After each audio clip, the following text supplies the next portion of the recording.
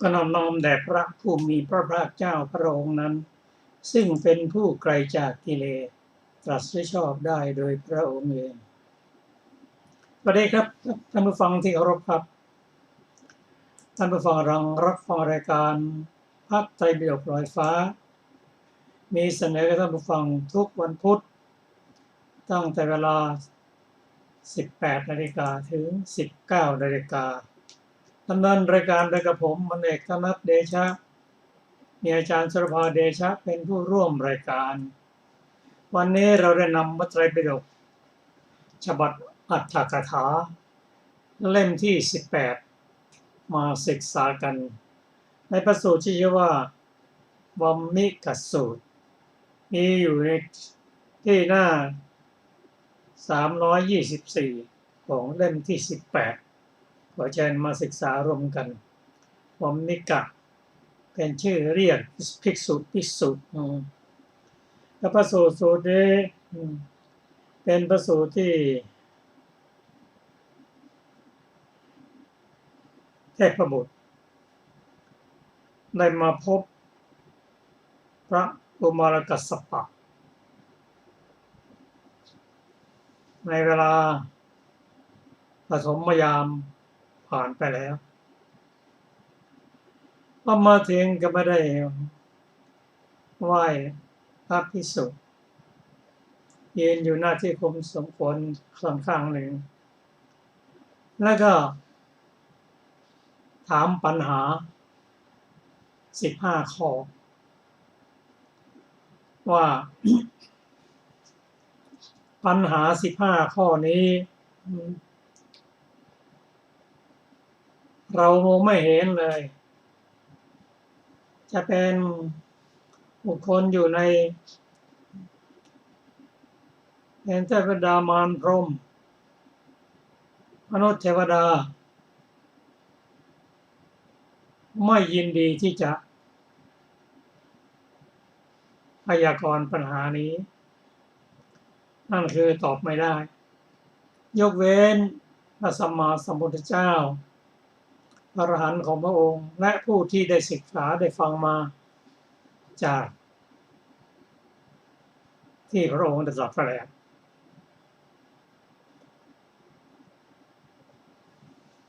ก็ในอรรถกถากล่าวว่า เทพบุตรที่ขอให้ท่านกุมารกัสสปะตอบปัญหานั้นท่านไม่ได้ไหว้แต่แล้วท่านเป็นอะไรกันกล่าวว่าท่านเป็นบุพสหายกันเป็นสหายกันมาก่อนเรื่องเริ่มตั้งแต่ศาสนาของพระพุทธเจ้าทรงพระนามว่ากัสสปะพระเจ้าทรงพระนามว่ากัสสปะนี้ก็อยู่ในภัตตกัปเดียวกันเริ่มตั้งแต่กัปปุสันทะโกนาคมนะกัสสปะสมณโคดมและศรีอริยเมตไตรกล่าวว่าท้ายของพุทธศาสนาของพระพุทธเจ้าทรงพระนามว่ากัสสปะเริ่มเสื่อมภิกษุ5 รูปมาศึกษากันว่าข้อพุทธศาสนาเริ่มเสื่อมลงแล้วจะเห็นอาการแปลกๆของสามเณรภิกษุ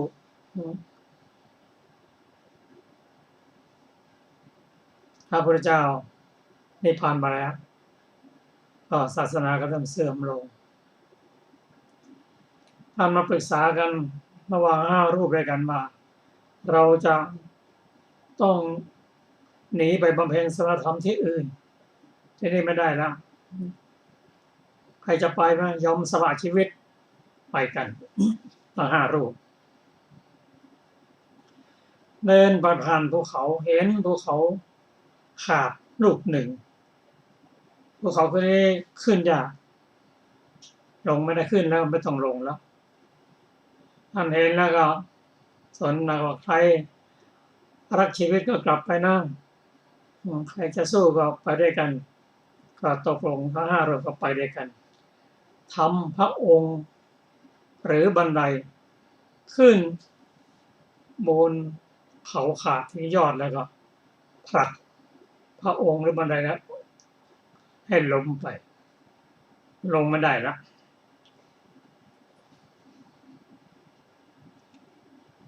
พระตารูปเรือบำเพ็ญสมณธรรมหลังจากบำเพ็ญได้3 วันพระสังฆเถระได้บรรลุเป็นพระอรหันต์พร้อมด้วยอภิญญาท่านก็ไปบิณฑบาตที่อุตรกุรุทวีป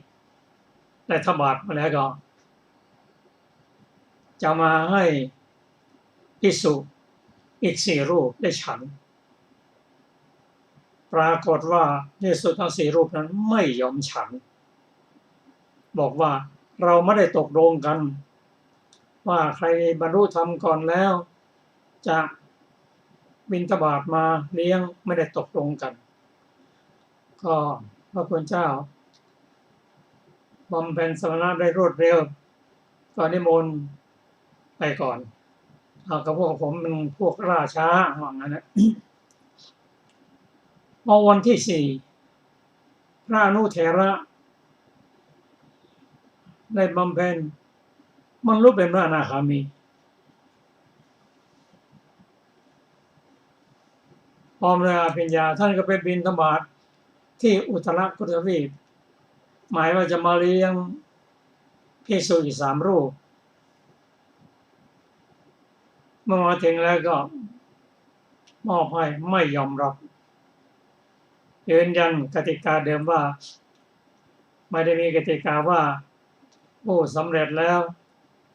จะต้องบิณฑบาตมาเลี้ยงของนิมนต์ท่านก่อนแท้3 รูปนั้นไม่ยอมฉันและก็ไม่บรรลุผลพิเศษด้วยการต่อมาท่านขาดอาหารก็มรณภาพไปส่วนพระอนาคามีนั้นท่านก็ไปในภูมิของท่านเรียกว่าสุทธวาสภูมิไปนิพพานแน่นอน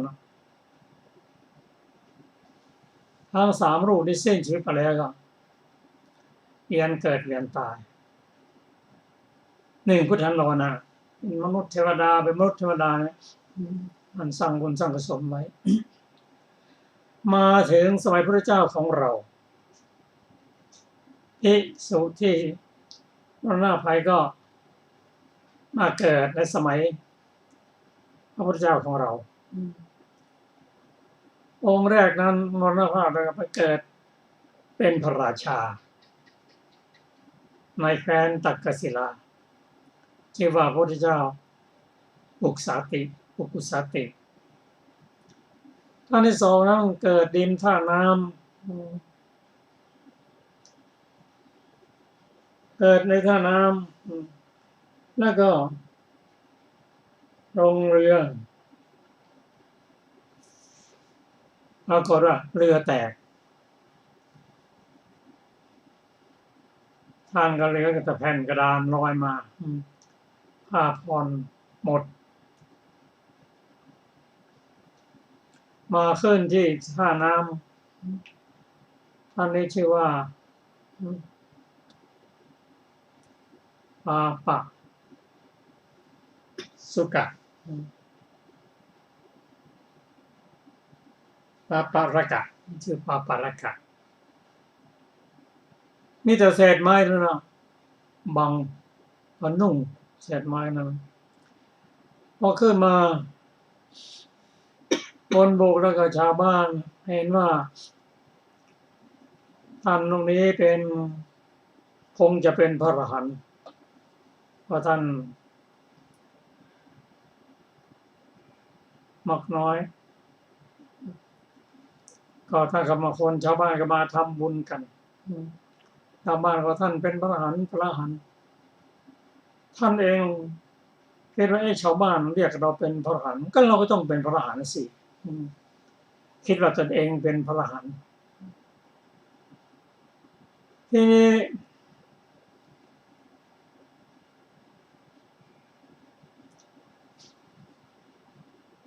พระเจ้ไปเกิดในชั้นสวัสดิพรหมนั้นท่านเห็นว่าเพื่อนที่มันยังไม่ได้บรรลุธรรมนั้นนะคนหนึ่งไปเกิดเป็นพระราชาชื่อว่าปุกุสติได้เข้าไปปฏิบัติธรรมฟังธรรมจากพระเจ้าแล้วก็เป็นพระอนาคามีมรณะไปก็ไปมรณภาพไปแล้วก็ไปอยู่ชั้นสุทธาวาสเช่นเดียวกันส่วนเพื่อนคนที่อ้างว่า เป็นพระอรหันต์นั้นไม่ได้เป็นท่านคิดอย่างนั้นท่านก็ลงมาบอกด้วยความเป็นมิตร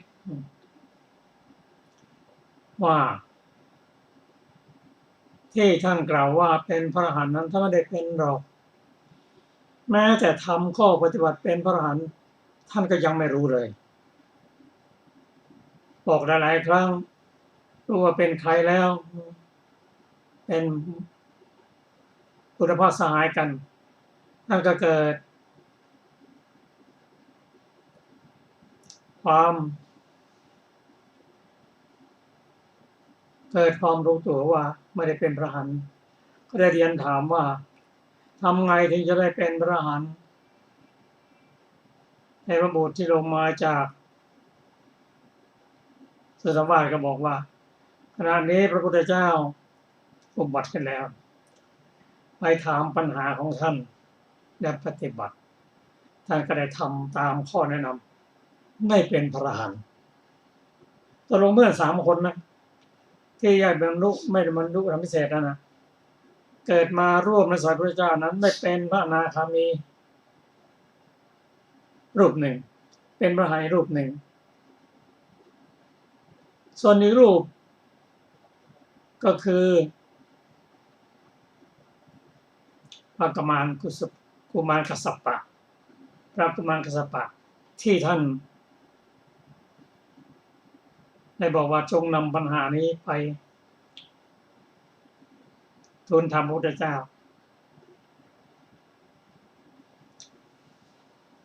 ก็กล่าวว่าที่ท่านไม่ได้ไหว้พระกุมารกัสสปะนั้นเพราะท่านอยู่ในภูมิสูงกว่า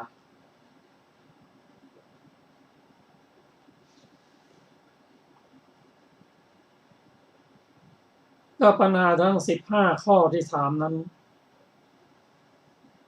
ท่านนำมาเป็นธรรมบรรณาการให้พอจะให้อย่างอื่นท่านก็ไม่เอาหรอกให้ธรรมบรรณาการให้แล้วก็บอกปัญหาทั้ง15 ข้อนั้นปัญหามีอะไรมั่ง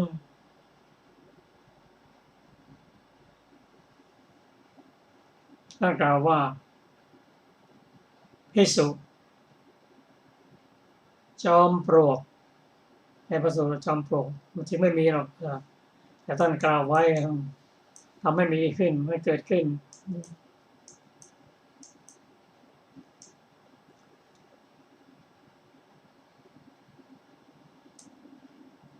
จอมปลวกนี้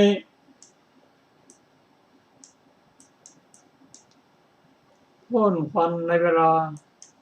กลางคืนลุกโพลงในเวลากลางวันพราหมณ์กล่าวว่าสุเมธะเธอจงใช้สัตรานี้ขุดสุเมธะก็ขุดแล้วเจอลิ่มสลักก็เรียนเอาว่าลิ่มสลักขอรับเธอจงยกลิ่มสลักออกเสียขุดต่อไปก็ขุดไปเจออึ่งเรียกว่าอึ่งครับ เธอจงยกอึ่งออกไปเสียพูดเอาต่อไป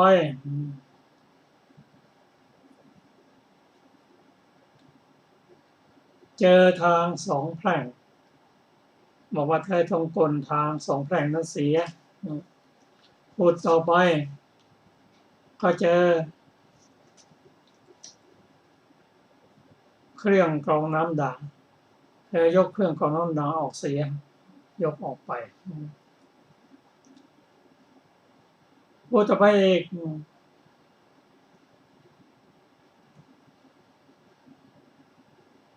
เจอเต่าขอรับยกเต่าออกไปเสียและจงพูดต่อไปเจอเขียงหั่นเนื้อหั่นชิ้นเนื้อเธอจงยกเขียงหั่นเนื้อออกขุดต่อไปเจอชิ้นเนื้อขอรับเธอจงยกชิ้นเนื้อออกขุดต่อไปคราวนี้ไปเจอหน้าเข้าเรียนว่าเจอหน้าขอรับเธออย่ารบกวนหน้าจงอยู่เธอจงคารวะหน้าปัญหา45ข้อนี้ไม่มีใครที่จะพยากรณ์ได้ทั้งมนุษย์เทวดาพรหมไม่สามารถพระพุทธเจ้าเท่านั้นเธอจงนำปัญหา15ข้อนี้ไปทูลถามพระพุทธเจ้าถ้าพระองค์ตอบอย่างไรเธอจงจำไว้พอเสร็จแล้วเทพบุตรก็หายไปพอรุ่งขึ้นก็ไปเฝ้าพระพุทธเจ้าทูลถามพระพุทธเจ้าถึงเรื่องนี้มาขอเชิญอาจารย์สุรภาเปิดพระพุทธเจ้าพระองค์ตอบอย่างไรถึงเรื่องนี้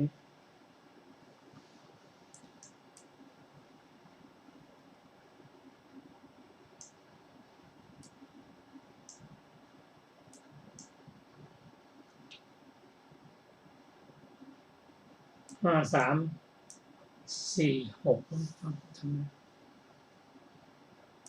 เปิดพระสูตรครับไม่ใช่อาถรรพ์คาถา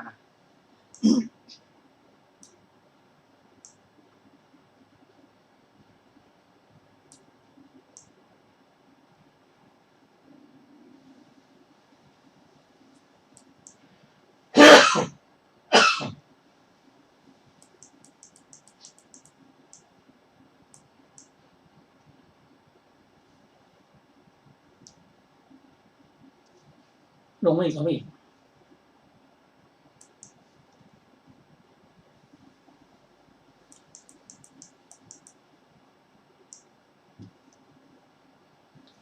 ก่อนเนี่ย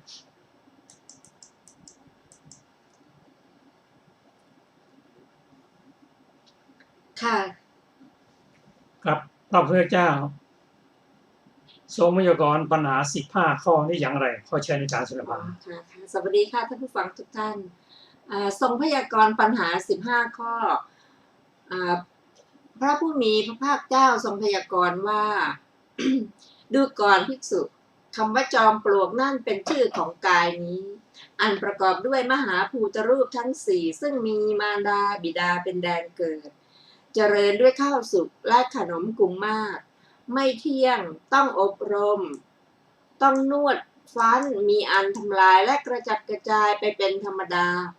ปัญหาข้อว่าอย่างไรชื่อว่าพ่นควันในกลางคืนนั้นดูก่อนภิกษุ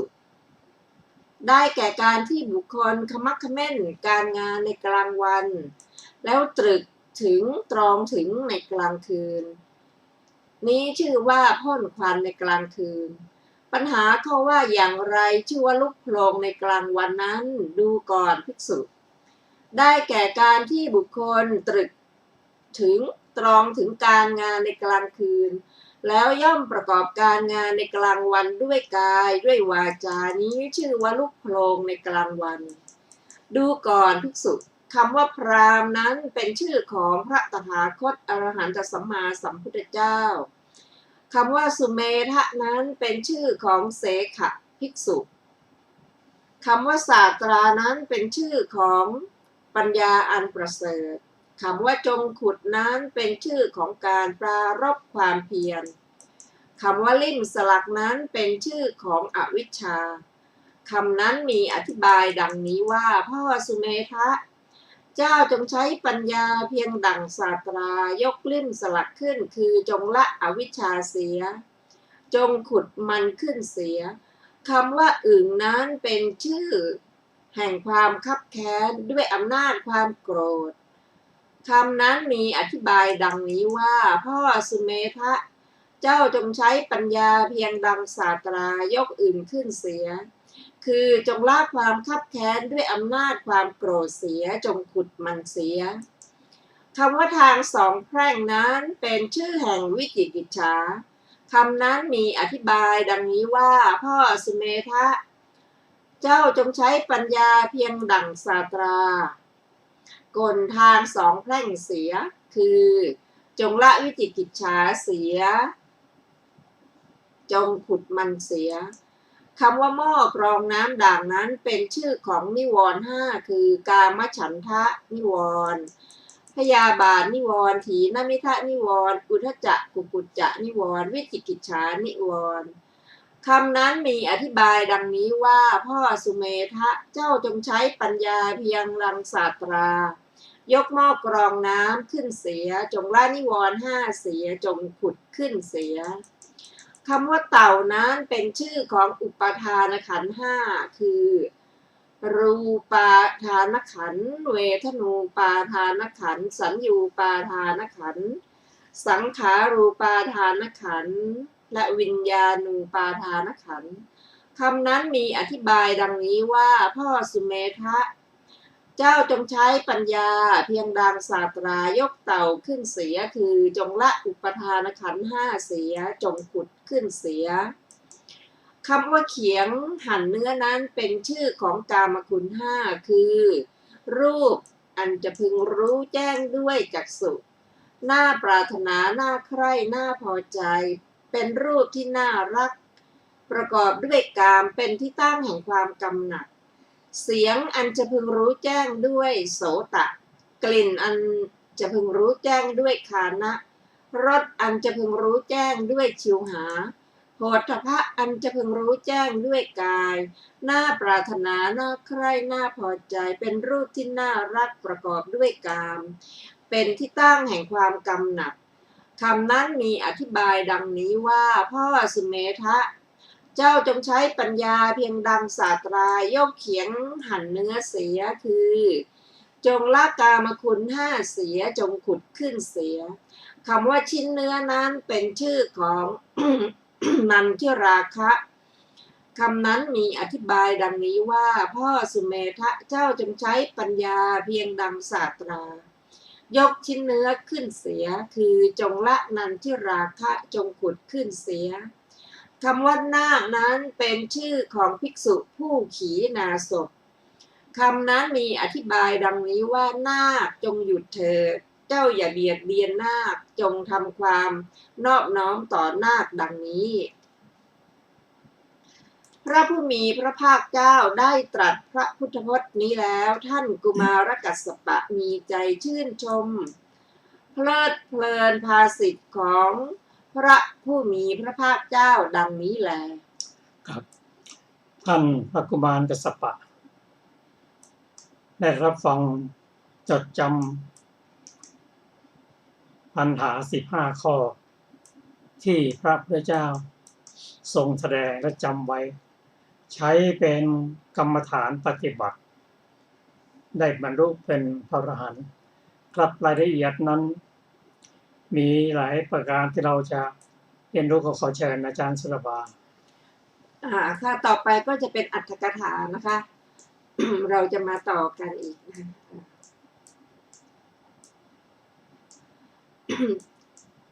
จริงอยู่สรีระธาตุของพระพุทธเจ้าผู้มีชนมายุน้อยไม่เป็นแท่งเดียวกันย่อมกระจัดกระจายไปด้วยอานุภาพแห่งการอธิษฐานด้วยเหตุนั้นนั่นแลพระผู้มีพระภาคเจ้าของเราทั้งหลายทรงอธิษฐานว่าเราดำรงอยู่ได้ไม่ยั่งยืน เราสัตว์เป็นจำนวนน้อยเห็นเราที่ไม่เห็นเราจำนวนมากกว่าสัตว์เหล่านั้นถือเอาธาตุของเราบูชาอยู่ในที่นั้นจักมีสวรรค์เป็นเบื้องหน้าเพราะฉะนั้นคราปรินิพพานขอสรีระของเราจงกระจัดกระจายไปส่วนพระพุทธเจ้าผู้มีพระชนมายุพระสรีระธาตุตั้งอยู่เป็นแท่งเดียวกัน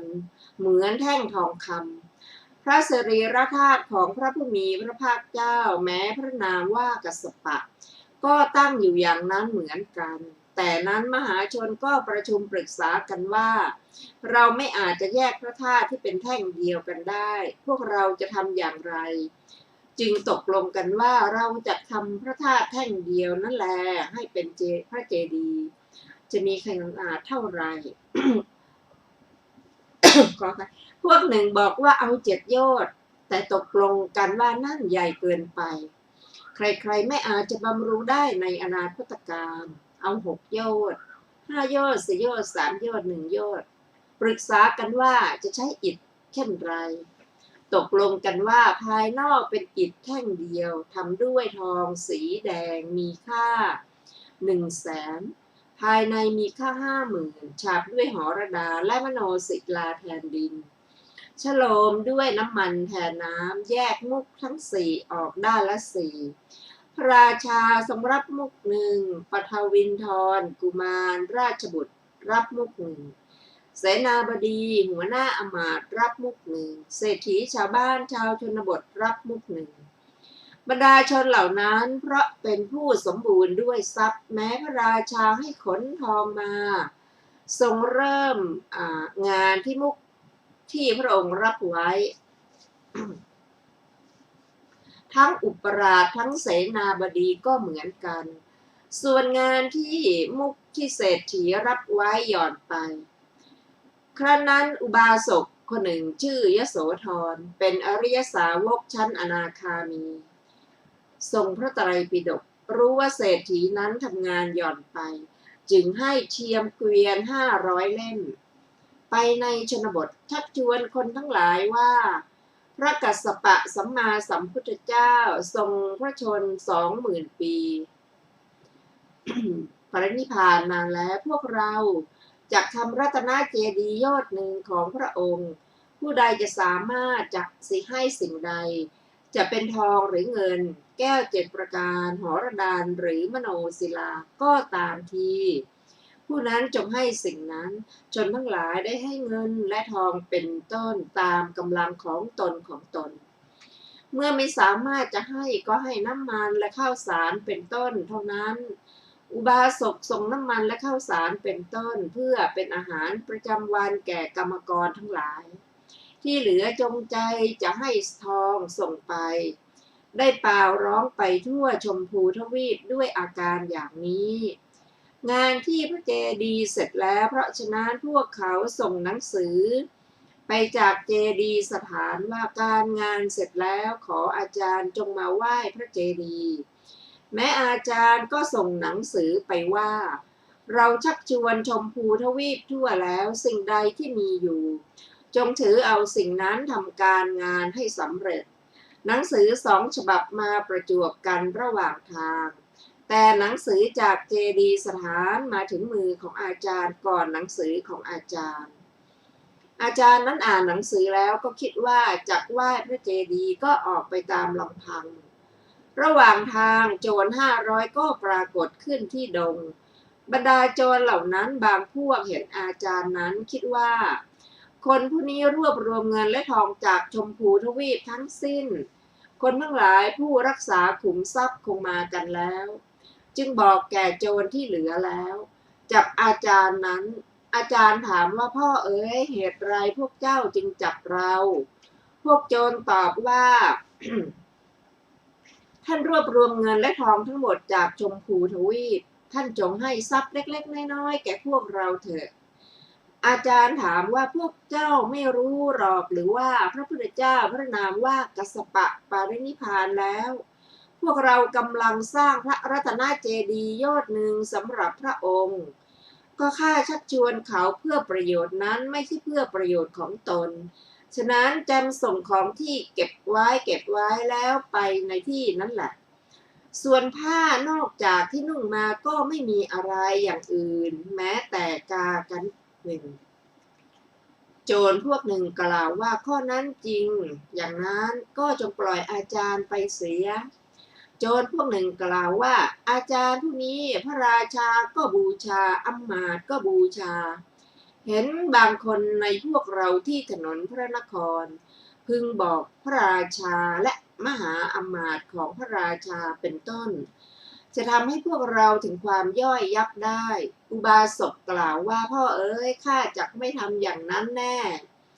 ก็ข้อนั้นแลมีใจมีด้วยความกรุณาในโจรเหล่านั้นไม่ใช่มีด้วยความรักในชีวิตของตนเมื่อเป็นเช่นนั้นบรรดาโจรเหล่านั้นซึ่งกำลังทุ่มเถียงกันว่าควรจับไว้หรือควรปล่อยไปพวกโจรเหล่าที่มีความเห็นว่าควรจับมีจำนวนมากกว่าก็ฆ่าอาจารย์นั้นเสีย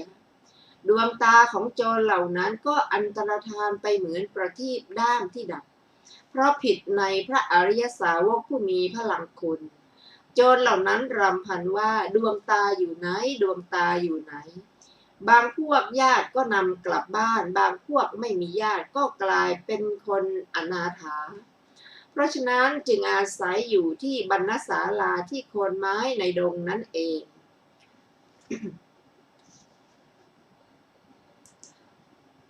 เหล่ามนุษย์ที่มาในดงก็ให้ข้าวสารบ้างห่อข้าวบ้างเสบียงบ้างแก่โจรเหล่านั้นด้วยความกรุณา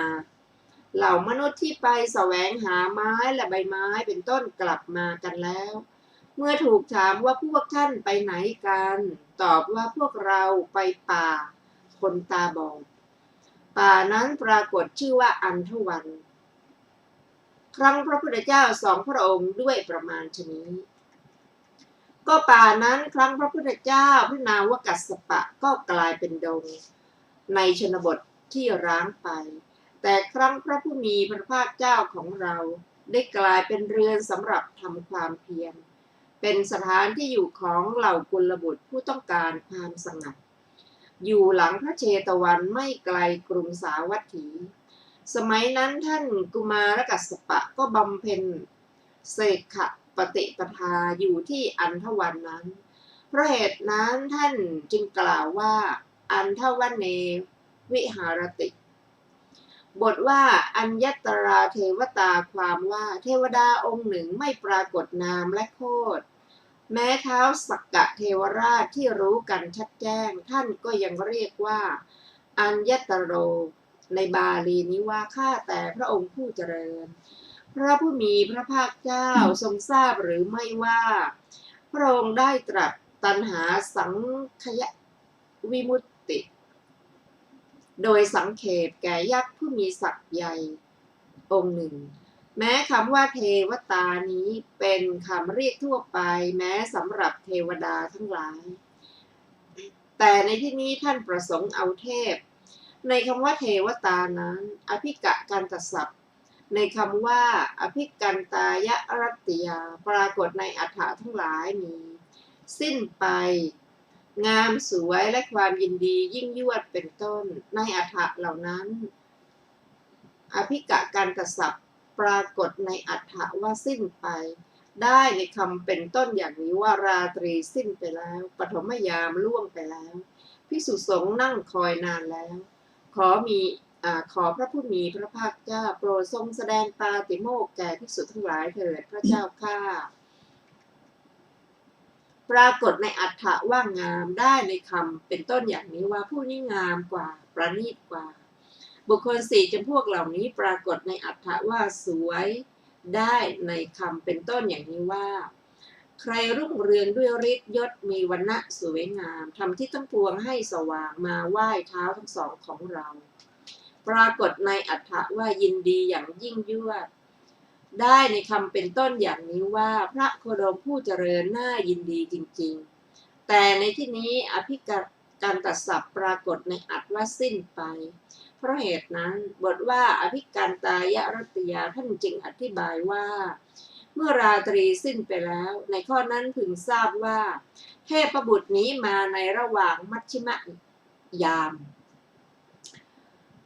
อภิกตันการตัดศัพท์ในบทว่าอภิกันตะวรรณานี้ปรากฏในอัฏฐว่าสวยส่วนวรรณศัพท์ปรากฏในอัฏฐมีอาทิว่าผิวหน้าชมเชยพวกตระกูลเหตุสวดทรงประมาณและรูปายตนะในอัฏฐเหล่านั้นอภิกันตะศัพท์ปรากฏในอัฏฐว่าผิวได้ในคำเป็นต้นอย่างนี้ว่าข้าแต่พระผู้มีพระภาคเจ้าพระองค์มีวรรณะดังทองคำปรากฏในอัฏฐว่าหน้าชมเชยได้ในคำเป็นต้นอย่างนี้ว่าดูก่อนคฤหบดีในการไหนวรรณะของพระสมณโคดมอันท่านควรชมเชยปรากฏในอัฏฐว่าพวกตระกูลได้ในคำมีอาทิอย่างนี้ว่าข้าแต่พระองค์ข้าแต่พระโคดมผู้เจริญตระกูลสี่เหล่านี้ปรากฏในอัฏฐว่าเหตุได้ในคำมีอาทิอย่างนี้ว่าเมื่อเป็นเช่นนี้เพราะเหตุอะไรหนอท่านจึงกล่าวว่าขโมยกลิ่นปรากฏในอัฏฐว่าสวดทรงได้ในคำมีอาทิอย่างนี้ว่านิรมิตสวดทรงพญาช้างใหญ่ปรากฏในอัฏฐว่าประมาณได้ในคำมีอาทิอย่างนี้ว่าบาทสามขนาดปรากฏในรูปายตนะได้ในคำมีอาทิอย่างนี้ว่ารูปายตนะคันธายตนะรสายตนะและโผฏฐัพพายตนะในอภิกันตศัพท์นั้นพึงเห็นว่าลงในอัฏฐว่าผิวในที่นี้ด้วยเหตุนั้นบทว่าอภิกันตวรรณาท่านอธิบายไว้ว่ามีผิวสวยมีผิวน่าปรารถนาน่าชอบใจจริงอยู่เทวดาทั้งหลายเมื่อมาสู่มนุษยโลกละผิวอย่างปกติทำอัตภาพให้หยาบเนรมิตผิวเกินปกติฤทธิ์เกินปกติมาด้วยกายที่ปรุงแต่งแล้วเหมือนมนุษย์ไปสู่ที่ชุมนุมฟ้อนรำเป็นต้นเทพบุตรแม่นี้ก็มาโดยอาการอย่างนั้นนั่นแลเหตุนั้นท่านจึงกล่าวว่าอภิกันตวรรณาเกวลศัพท์ในคำว่าเกวลกับปังนี้มีอรรถะเป็นอเนกเช่นไม่มีส่วนเหลือโดยมากไม่ผสมไม่เกินแน่นหนาไม่ประกอบเป็นต้นจริงอย่างนั้นเกวลศัพท์นั้นมีอรรถะว่าไม่เหลือได้ในคำมีอาทิอย่างนี้ว่าพรหมจรรย์บริสุทธิ์บริบูรณ์โดยไม่เหลือมีอรรถะว่าโดยมากได้ในคำมีอาทิอย่างนี้ว่าโดยมากชาวอังคะและมัคคธถือของเคี้ยวของกินเป็นอันมากเข้าไปเฝ้ามีอรรถะว่าไม่ผสมได้ในคำมีอาทิอย่างนี้ว่ากองทุกข์ล้วนๆย่อมเกิดขึ้นมีอรรถะว่าไม่เกินได้ในคำมีอาทิอย่างนี้ว่ามีศรัทธาเพียงอย่างเดียวแน่แท้ท่านผู้นี้มีอรรถะว่าแน่นหนาได้ในคำมีอาทิอย่างนี้ว่าสัทธิวิหาริกของท่านพระอนุรุตชื่อว่าพาหิกะตั้งอยู่ในสังฆเพศตลอดวันแน่แท้มีอรรถะว่าไม่ประกอบได้ในคำมีอาทิว่าผู้อยู่จบพรหมจรรย์เสร็จแล้วท่านเรียกว่าบุรุษสูงสุดแต่ในที่นี้ท่านประสงค์เอาว่ามีอรรถะว่าไม่เหลือส่วนกัปปะศัพท์นี้มีอรรถะเป็นอเนกเช่นเชื่ออย่างยิ่งโวหารการบัญญัติตัดวิกัปเลขโดยรอบจริงอย่างนั้นกัปปะศัพท์นั้นมีอรรถะว่าน่าเชื่ออย่างยิ่งในคำมีอาทิอย่างนี้ว่าคำนี้ของท่านพระโคดมผู้เป็นเสมือนพระอรหันตสัมมาสัมพุทธน่าเชื่อจริงมีอรรถะว่าโวหารได้ในคำมีอาทิอย่างนี้ว่าดูก่อนภิกษุทั้งหลายเราอนุญาตให้ฉันผลไม้โดยสมณะโวหาร5อย่างมีอรรถะว่ากาละได้ในคำมีอาทิอย่างนี้ว่าได้ยินว่าด้วยเหตุที่เราอยู่ตลอดกาลเป็นนิจมีอรรถะว่าบัญญัติได้ในคำมีอาทิอย่างนี้ว่าท่านบัญญัติอย่างนี้อาจมีอรรถะว่าตัดได้ในคำมีอาทิอย่างนี้แต่งตัวตัดผมและหนวดมีอรรถะว่าวิกัป ได้ในคำมีอาทิอย่างนี้ว่าวิกัปสององคุลีควรมีอัฏฐเลิศได้ในคำมีอาทิอย่างนี้ว่ามีเลิศเพื่อจะนอนมีอัฏฐว่าโดยรอบได้ในคำมีอาทิอย่างนี้ว่าทำให้สว่างโดยรอบพระเชตวันแต่ในที่นี้ท่านประสงค์เอากัปปะศัพท์นั้นว่ามีอัฏฐว่าโดยรอบเพราะฉะนั้นในคำว่าเกวละกัปปังอันทวนังนี้พึงเห็นเนื้อความอย่างนี้ว่าโดยรอบอันทวันไม่มีส่วนเหลือบทว่าโอภาสิตวาความว่าแผ่ไปด้วยรัศมีที่เกิดขึ้นจากสรีระอันประดับด้วยผ้าทำให้มีโอภาสเป็นอันเดียวกันเหมือนดวงจันทร์และดวงอาทิตย์บทว่าเอกะมันตังอัฏฐาสิได้แก่ยืนณส่วนข้างหนึ่งคือในโอกาสหนึ่งบทว่าเอตะทะโวจะได้แก่ตรัสกะภิกษุนั้นว่าภิกษุดังนี้เป็นต้น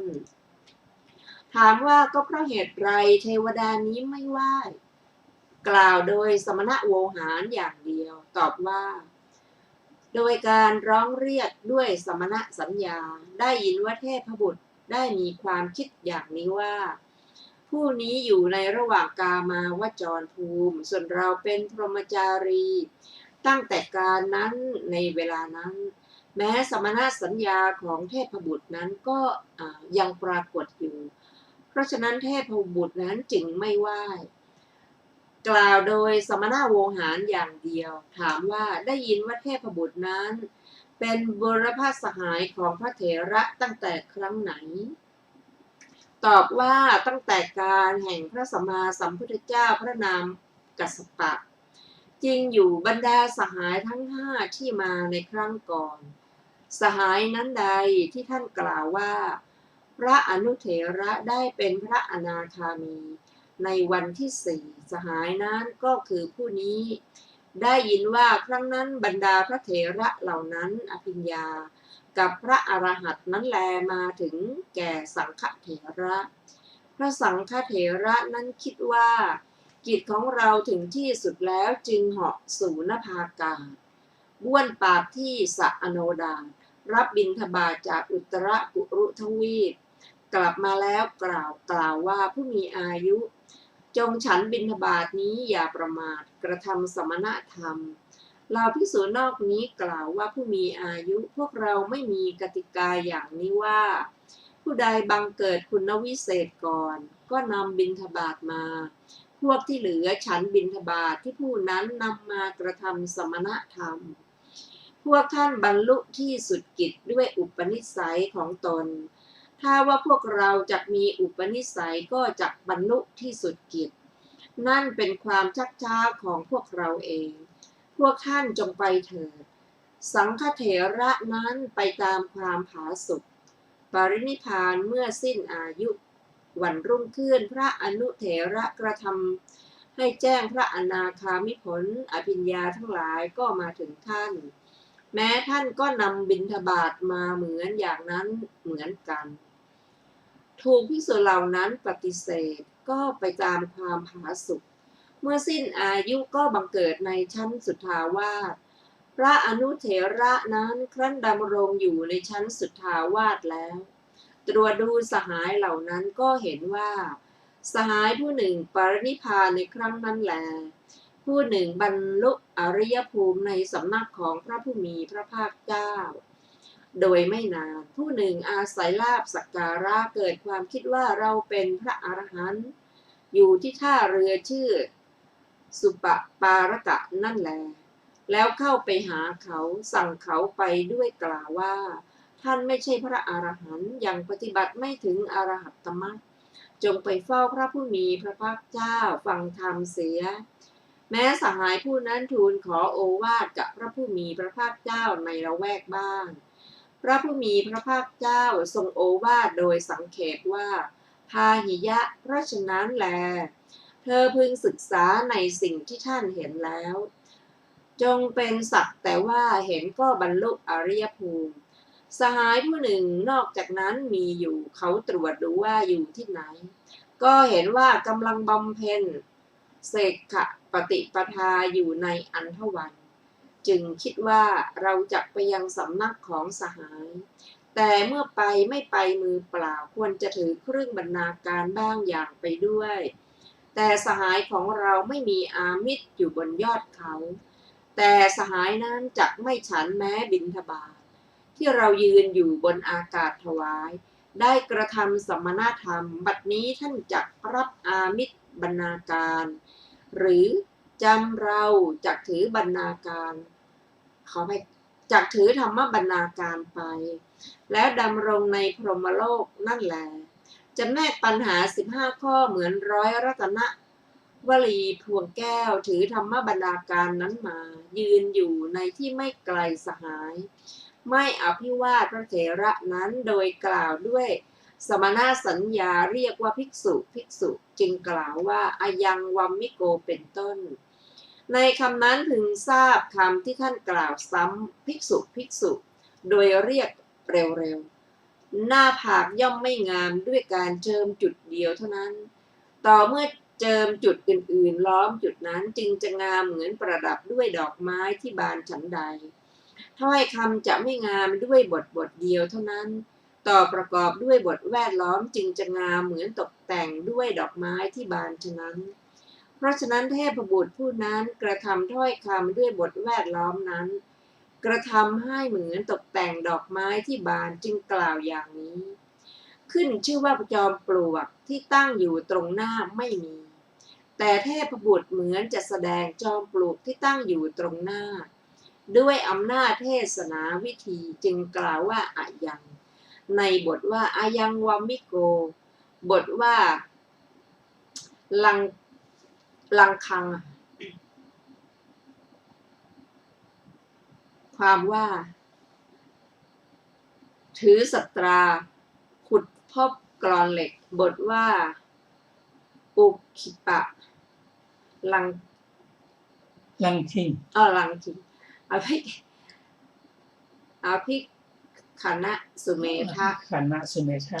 ได้แก่พ่อบัณฑิตชื่อว่ากรอนเหล็กกลางคืนเป็นควันกลางวันเป็นไฟ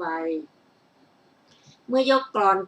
เหล็กขึ้นขุดต่อพึงเห็นความในบททั้งปวงอย่างที่กล่าวมานี้บทว่าอุทูมายิกังได้แก่อึงบทว่าปังกวารังได้แก่หม้อกรองน้ำด่างบทว่ากุมมังได้แก่เต่าบทว่าอสีสูนางได้แก่เขียงหั่นเนื้อบทว่ามังสะเปสิงได้แก่ชิ้นเนื้อสดขนาดลูกหินบทว่านาคังได้แก่ได้เห็นพญานาคแวดล้อมด้วยดอกจันทร์3 ดอกมีพังพานใหญ่เช่นกับกำดอกมะลิบทว่ามานาคังคัตเตสิได้แก่อย่าใช้ปลายไม้ปลายเถาวัลย์หรือโปรยฝุ่นลงไปกระทบกระทั่งหน้าบทว่านะโมกโรหินาคัสสะความว่าจงหลีกไปเหนือลมนุ่งผ้าสะอาดกระทำการนอบน้อมพญานาค ขึ้นชื่อว่าทรัพย์ที่พญานาคปกครองกิน7 ชั่วตระกูลก็ไม่หมดพญานาคจักให้ทรัพย์ที่ตนปกครองแก่เธอเพราะฉะนั้นเธอจงกระทำความนอบน้อมแก่พญานาคบทว่าอีโตวาปณะสุตตวาความว่าหมดความสงสัยในกองทุกข์จากสำนักเรานี้เพราะฉะนั้นจึงชื่อว่าหมดความสงสัยในศาสนาอย่างใดในที่นี้หาเป็นเช่นนั้นไม่แต่ในที่นี้หมดความสงสัยในพระเทพบุตรเพราะฉะนั้นในข้อนี้จึงมีใจความดังนี้ว่าบทว่าอิโตวาปณะได้แก่ก็หรือว่าพระฟังจากสำนักของเราบทว่าจาตุมมหาภูมิกัสสะได้แก่สำเร็จด้วยมหาภูตะทั้ง4บทว่ากายัสสะอธิวัจนังแปลว่าเป็นชื่อของสรีระเหมือนอย่างว่ากายภายนอกท่านเรียกว่าวัมมิกะเพราะเหตุ4 อย่างคือจอมปลวกย่อมคาย1ผู้คาย1ผู้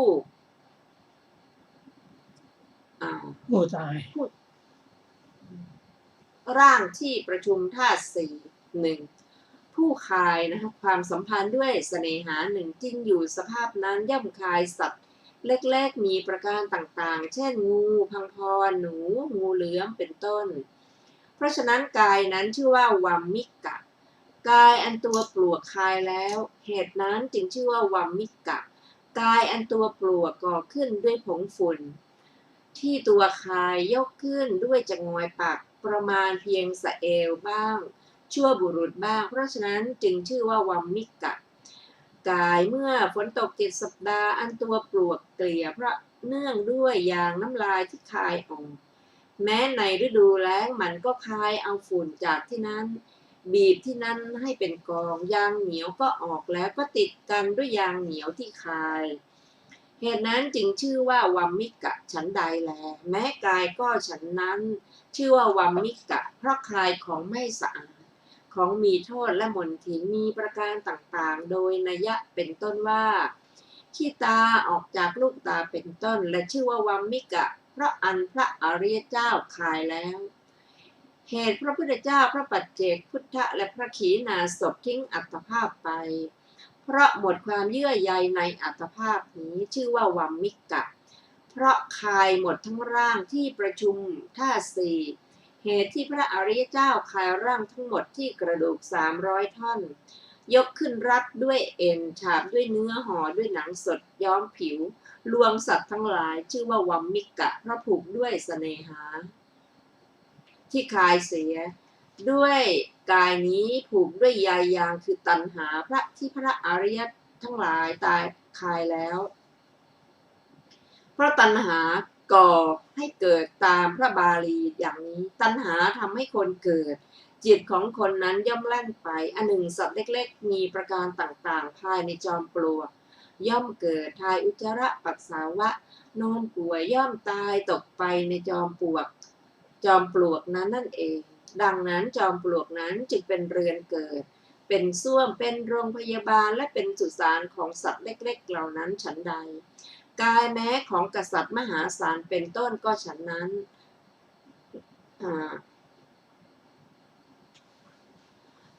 เหล่าสัตว์ที่อาศัยผิวหนังเนื้อเอ็นกระดูกเยื่อในกระดูกมิได้คิดว่ากายนี้ถูกคุ้มครองรักษาแล้วประดับตกแต่งแล้วเป็นกายของผู้มีอานุภาพใหญ่รวมความว่ามูนอนโดยการนับตระกูลมีประมาณ